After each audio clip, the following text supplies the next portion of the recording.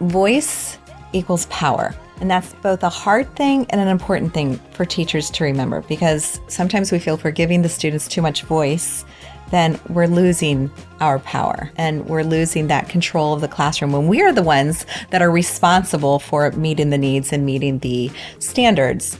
But from the student's perspective, if you have more power in the classroom, and that's not controlling power, but if you have power over the direction of your learning, then you're going to be more engaged, you're going to want to perform better, and you're going to feel heard.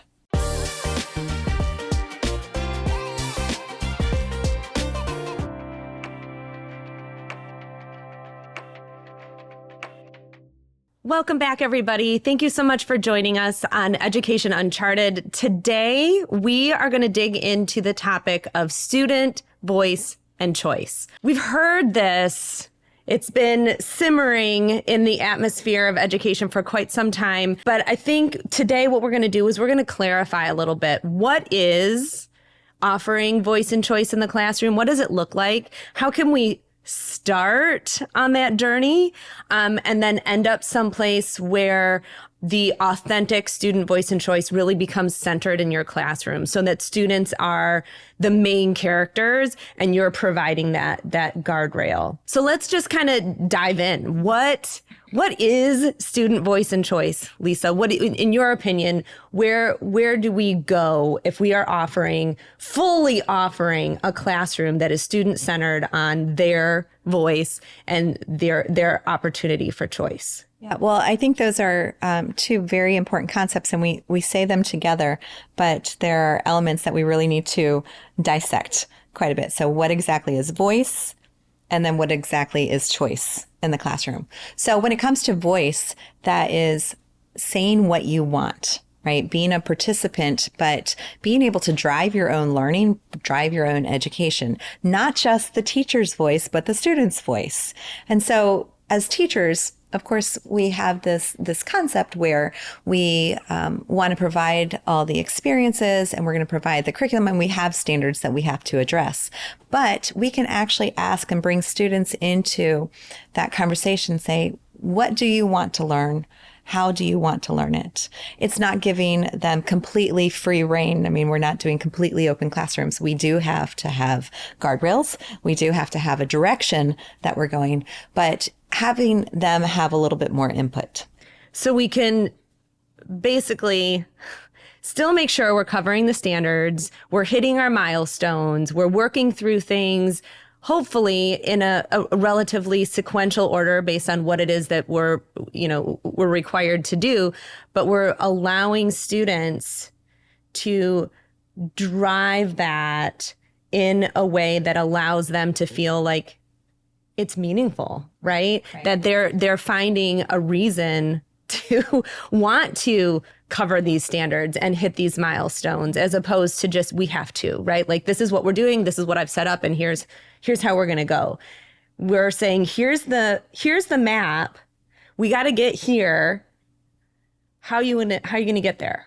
Right. And you know what? This is something, it's not a new concept, especially in terms of gifted education. Mm-hmm. So this is really common in gifted classes, and we have learning contracts and choices of activities that they want to do, and students actually saying, this is the direction I want to go, this is how I want to do, or even Montessori schools, how do I want to learn the concepts?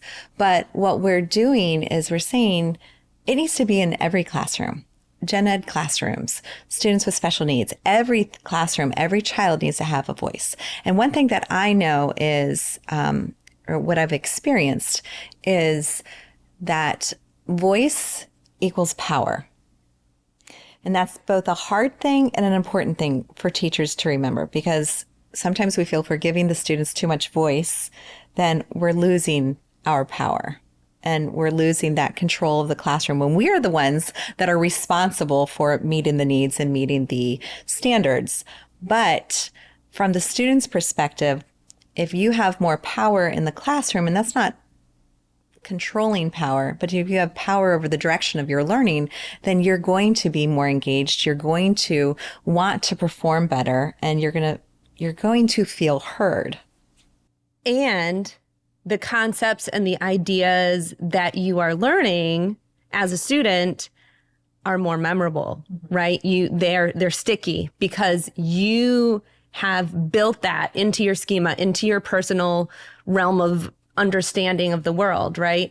And so if you can allow for students to access the content and the topics, the ideas that you need to cover through their own pathways, they hold on to them longer. So we were talking about earlier, one of your experiences when you were a student, and I mean, it was only like 3 years ago that you were in high school, but the memory that you have of this is so, to me, thrilling, because if you could remember something that you did in high school so with such detail, what is that doing for your education, right? So what do we, as teachers, what are we offering when we allow students to really make the decision? So can you share what we were talking about earlier, the project that you did? Yeah. So when I was in high school, we had to read the Odyssey. Like everyone. That's a guardrail. That is a guardrail. Everyone had to read the Odyssey. And honestly, not everyone connects to the Odyssey. Right. It's a little bit challenging to read, especially if you're not used to reading those really hard, the hard wording. And so what my teacher allowed us to do is, after reading the Odyssey, instead of just writing an essay about the Odyssey and what we learned about the Odyssey, we went on our own personal Odysseys. And so we had personal Odyssey projects, and we each got to choose a partner, and we got to choose, or a small group, and we got to choose what we wanted to explore in our county. So it was a local experience, and it was our personal desires. I chose parks and recreation. So we went to all the parks and recreation areas in the county and got to explore them. Other people chose restaurants. Other people chose haunted areas in the county. So whatever it was that intrigued them and they wanted to learn more. And most of us had never actually explored our county. We were very much town people. So you lived in your town, you explored in your town, but our county was like 600 square miles. It was a huge county. Oh my gosh. Okay. Yeah. Huge. So it went from the southern and the northern. And so it actually brought us together as a community as well, because when I was in high school, we only had one high school in the whole county. And so we had people from elementary and middle who had never met each other by the time we went to high school. But we were all now one community, one high school, and we got to learn about the southern part of the county and the northern part of the county and to explore everything. So you were telling me how you connected your journey with the Odyssey, with the project. Odyssey. Yeah. So as we were going on the project, or as we were doing the project, we obviously encountered problems. We encountered challenges, little obstacles. I got my hair trapped in a lookout tower, and we could relate it back to some of the travels and the issues and the experiences through the novel. And so it was great. So we were, in a roundabout way, still learning about Odysseus, but we were doing it from our personal perspective and our personal experiences. And really kind of discovering a little bit more realistically and personally what the story was talking about, right? Like, it's easy to just kind of think of all of these individual little mini stories and just like, oh, he, met a cyclops, and oh, he almost got swallowed up by a whirlpool. And you remember those little bits, but through your actual travels, you recognize like, oh, this is like a long, slow journey, and there was a point to it, right? Like, it's not just I'm remembering all these little bits. You're finding your own entry into something that is thousands of years old, right? And so we have that relatable experience. Right. Now, I will tell you, finding your voice or having students use their voice in the classroom is not always a natural skill.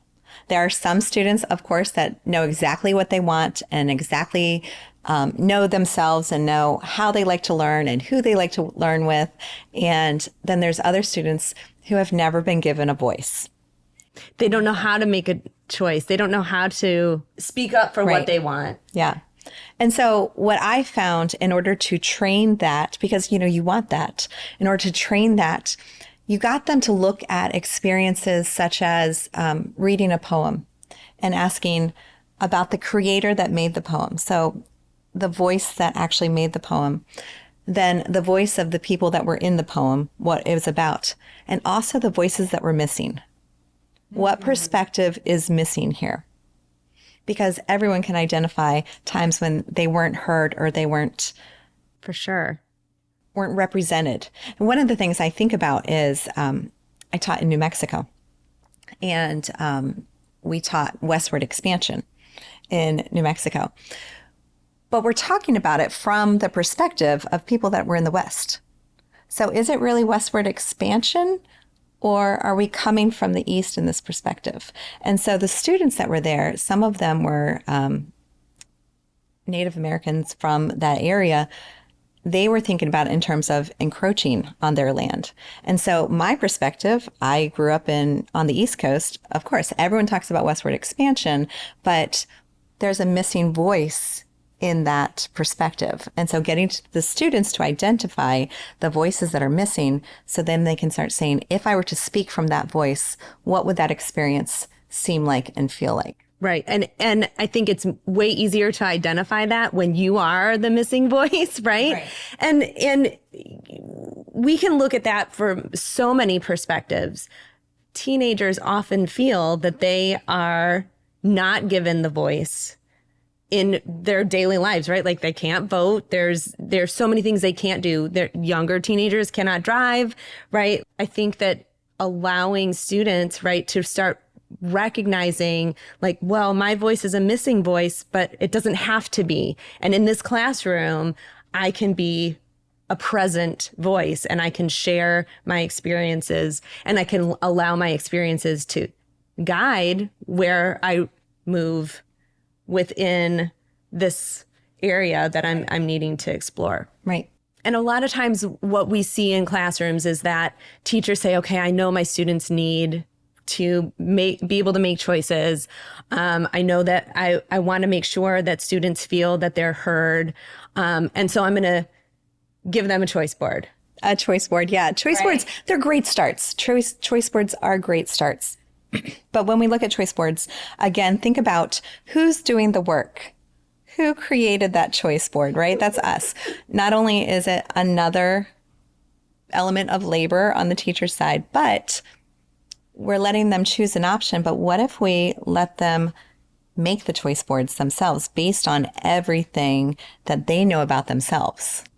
And providing the guardrails, like we've got to hit these 3 points. How are you going to do that? Like you've got to be able to offer a written solution. You've got to be able to provide a video solution. Yeah, technology or speaking. We're going to speak something, something or reading, incorporate some research, whatever the elements that are our standards, because we're still the guides in the classroom, right? So we are the ones that know the standards, but then giving them those options. Now, not everyone is going to know what to put on it. So it's okay to start with some choices. And it can be, sure, give a few to kind of spur the inspiration and allowing students to work together to come up with a class offering, or to just say like, here are the things I came up with. This is what I'm going to do. Does it fit within the guidelines? Like allowing, saying like, now you got to turn it in so that I can approve and say, yes, this fits in the guidelines. This one, you're missing this piece. So you've got to, go back and think about how you can add to this piece, whatever. That's a start, right? And that's a great way to start getting comfortable as the educator, as the teacher who has we have all been that sage on the stage, right? We've all been that leader of the classroom. And if we're going to hand it over in a way, we want to do it safely. So taking that first step, testing it out, and then starting to think about how you can evolve that to incorporate more and more of the way that you allow your classroom to run. Right. Let's talk about the activities that we can provide to create these opportunities. So like, as we move from choice board or, like the more general ways to allow students to make choices and allow their voices to be heard, let's talk about some of the ways that we can continue to expand as educators in that space, and continue to get comfortable with it. Right. What are some of your favorites? I think one of the things that we need to do is, first of all, before we can make any changes in their classroom, before we can bring those students forward, is we need to get to know our students. We need to get to know who they are, what are their cultures, what are their rings of experience are. Have they traveled?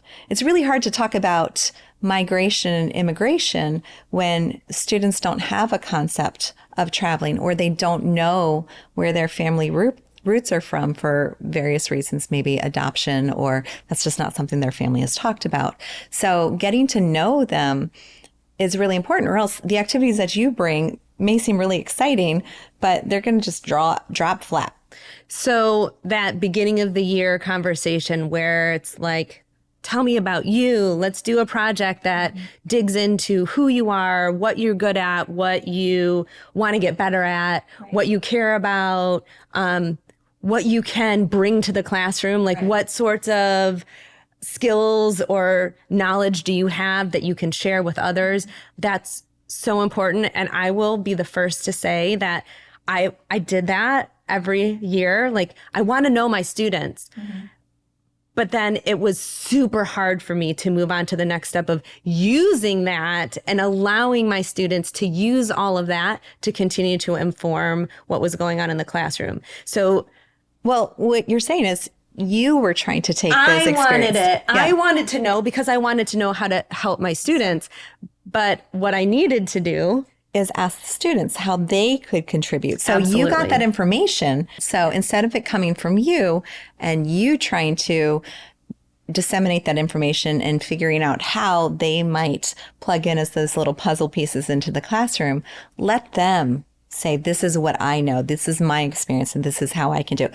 Or also be willing as a teacher to change or adapt your situation. So again, let's go back to that migration project or an immigration project. Instead of saying everyone is going to talk about how their family immigrated from a different country, say, this is the concept that we want to teach. You can either talk about your immigration if you know it, or we can talk about this poet's immigration or this author's immigration from a different country. Or you can choose to create an experience. What would it be like if you immigrated and had to go through Ellis Island? So giving those choices and options that respect personal experience, whether it's known or unknown. I think that starting off a school year, recognizing, you as an educator, you know what your standards are. Mm-hmm. You know what milestones you have to hit over the course of a year. If you can kind of figure out where are the guardrails, right? Like what do I need to provide in my classroom so that I can then step back and let things flow a little bit more naturally and allow for students to start heading down a useful rabbit hole of their own choosing. That's where we really want to head. But things like Socratic seminars can be a piece of that puzzle. Just, again, stepping back from leading the conversation and instead saying, I'm going to guide you as a classroom discuss this topic. That's one option, right? Right.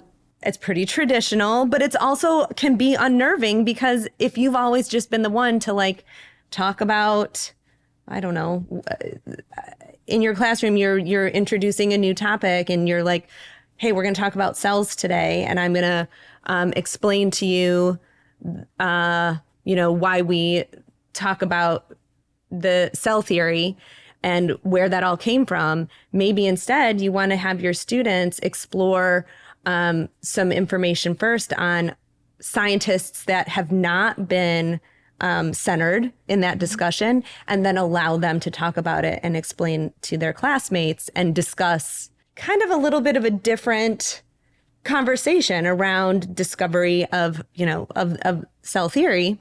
Different perspectives. Yeah. And allowing your students then to run that conversation while still providing those guardrails.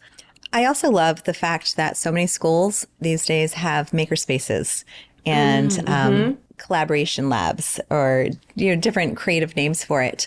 And I think that is an intimidating thing for a lot of teachers to use unless it's guided, because what are we going to do? We're going to go to this room that has all kinds of supplies, and it could be a mess, and you're going to end up with glitter glue on the ceiling. And true story. Won't say how that happened, but it happens. But we go in and we need to have some sort of a goal or a parameter. And so we feel we need to be in control of things. But you know what?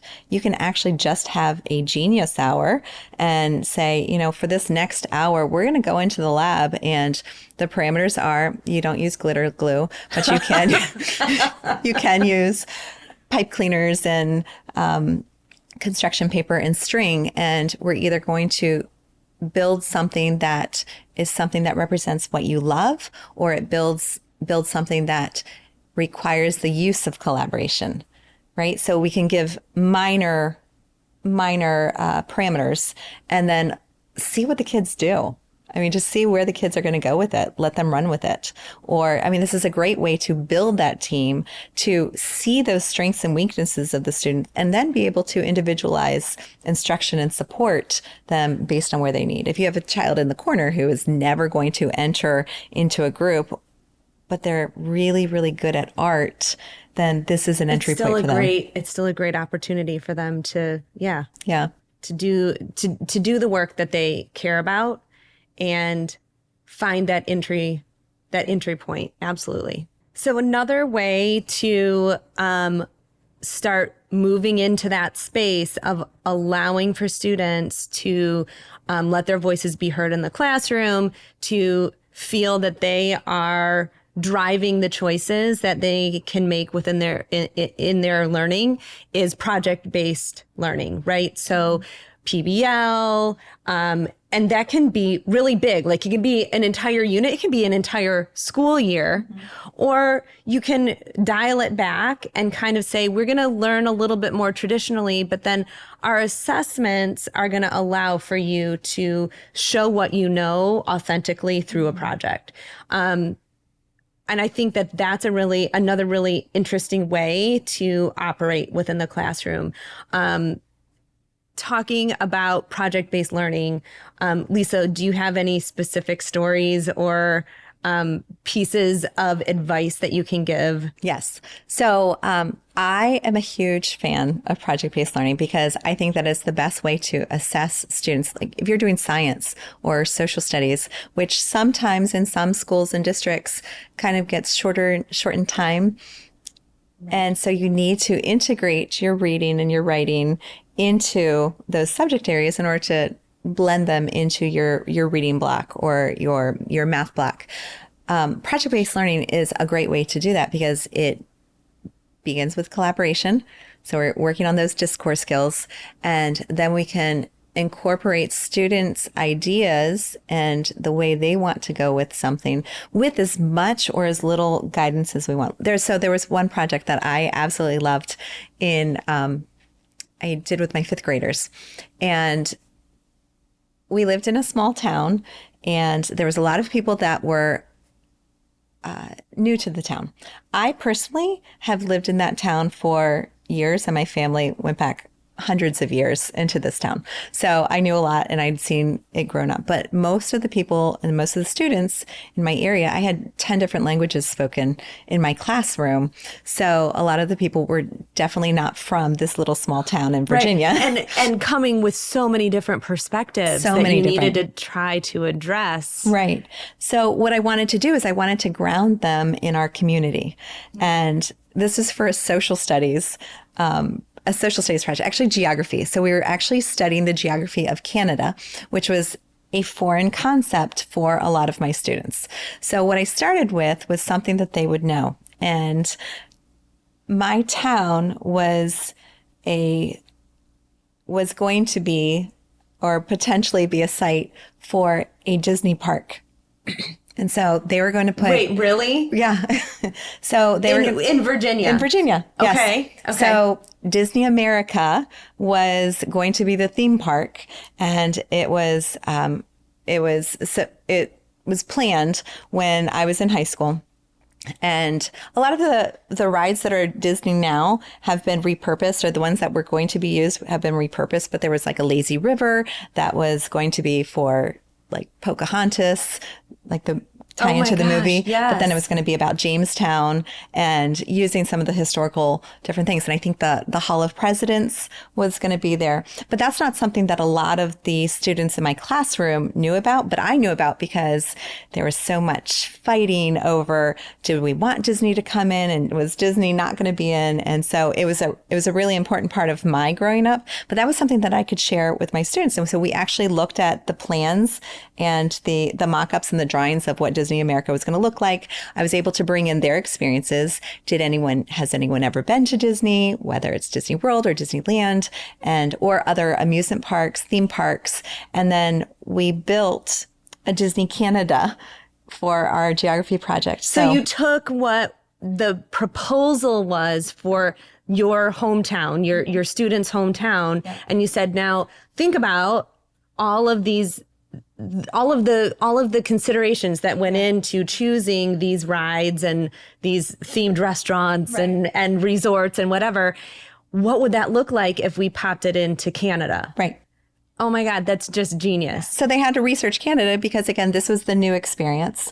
So we started with where they came from, so their schema, where they came from and their perspective, and then we applied it to a different perspective. But they all had they worked in groups, they all had different jobs in the group, and they had parameters that I needed to give them because it was focusing on geography. So we needed to talk about economics, we had to talk about the cultural experiences of the area.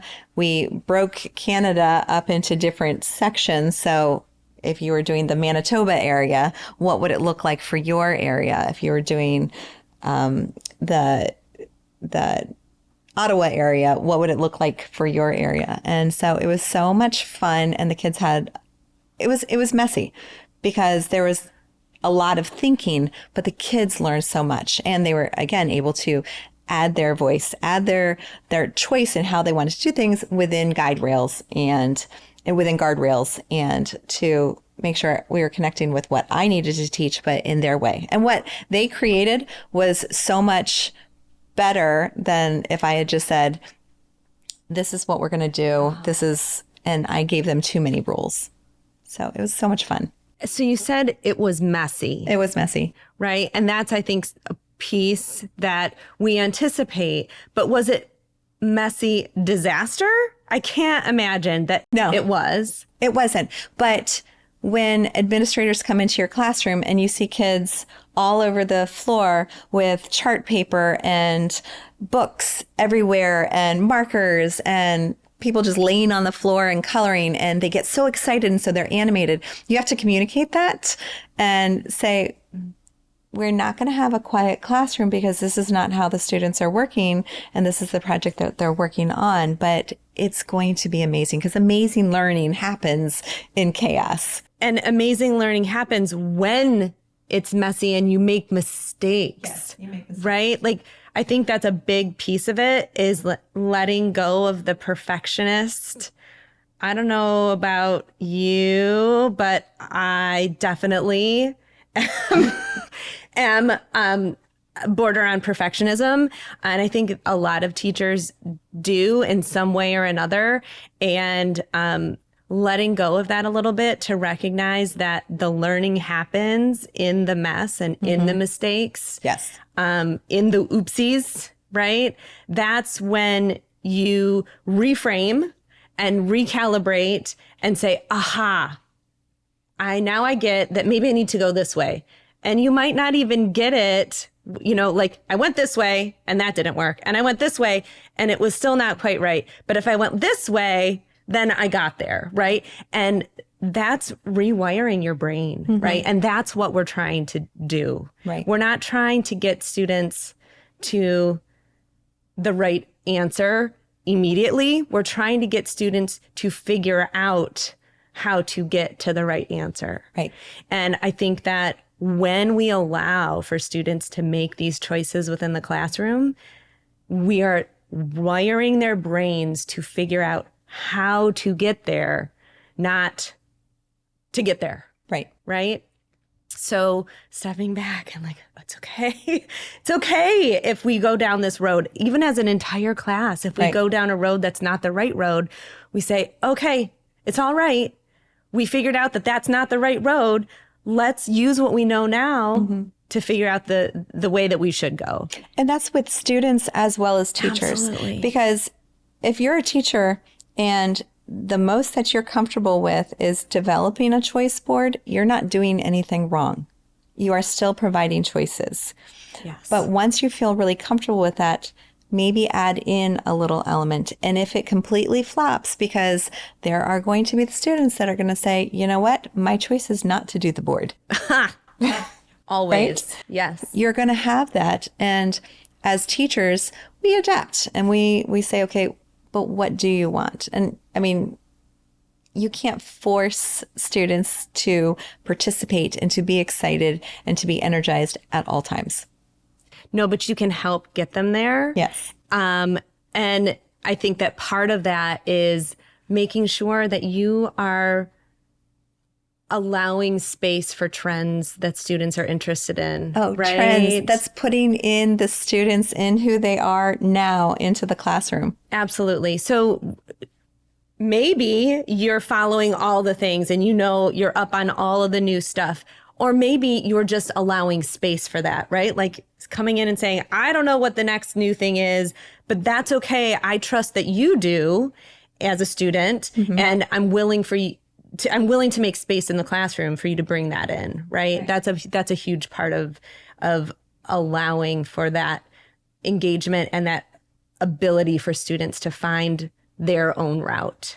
Right. Well, I even think about, I think Minecraft was brilliant in that, how the students were playing Minecraft. And so then we got into Minecraft education and the students were able to use it in the classroom. And so that became fun and engaging. You're still learning. I mean, we can create ecosystems and talk about carnivores and herbivores and talk about it, but through a medium that the students enjoy and like. Now, don't assume that if it worked in 4th grade, that it's going to work in 8th grade. Or if it worked for Jason, that it's going to work for John, right? Like that you've got to make sure that that's an option, right? But it's not the only path. It's not the only path. That there's different options for different people. Yeah. And sometimes that is uncomfortable as well, especially because we kind of feel like we have to be the experts.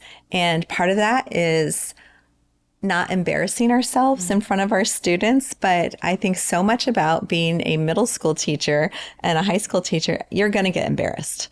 And it's okay 100%. To say, you just said a word and I don't know what that word means. Is that a good word or is that a bad word? But actually asking them, and for the most part, the kids will want to tell you and they'll think that it's funny. I mean, wait, are you the Sigma in the classroom?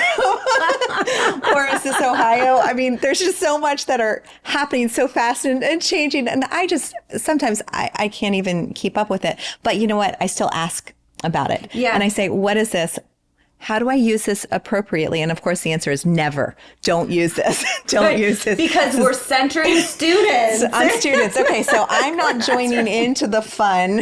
You guys can do it, but I can allow it. I can allow it. Right. And you can allow for the newest TikTok dance to be evolved into an expression of their understanding of a poem that they just read, right? Like, or even the fact that when we think about, so I don't know how many times you assigned for the students at the end of a project to create a brochure. Do you guys create brochures? I can't even tell you. Is it a hot dog fold or is it a hamburger fold? Right. Is it? Yes. But you know what? the kids don't know what brochures are anymore. So we're telling them to create a brochure and they're like, huh? Right. I mean, half the times, create a map of this, huh? We don't.